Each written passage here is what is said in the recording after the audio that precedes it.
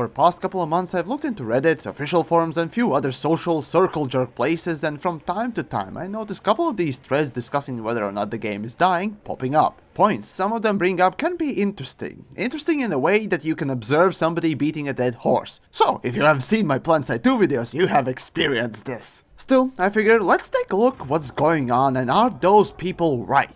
First argument I hear most often about the elite dying is when something is imbalanced. Oh, this thing is too strong and this thing's too shit and the sky's falling and chemicals in our water makes frogs gay and I think that stabbing my brain through my nose is a great pastime. Seriously though, people who wholeheartedly think that the game is dying because something's imbalanced are wrong at best. Now, come to think of it, mostly those are combat pilots who are panicking like chimps on speed when it comes to such argument. Well yeah, overpowered tools can kill a game, but in my memory I can't recall any competent game devs letting this happen. And Elite has at least some competent devs, that much I know, even though healing beams have proven the opposite. Still, come on, who doesn't like healies? Next argument I meet in those toxic depths we call front pages of most forums is about having nothing to do after player reaches its own goals. Be that getting every ship, getting elite ranks, or whatever else. There's also talk going on of having no progression, which makes the game aimless and therefore it becomes boring quick. Sure, I would agree that some missions offering a kind of progression would not hurt. But again, it's kinda weird that mostly combat pilots are the ones that are whining about this. While there's trading, exploration, and many other things to do aside from the combat. But then again, I had a friend who actually did trade quite a lot and nothing else. Then started whining that there was nothing else to do. Now, the bottom line really here is that you should actually try everything out. I did explore a little bit, I did trade, and of course I call myself mostly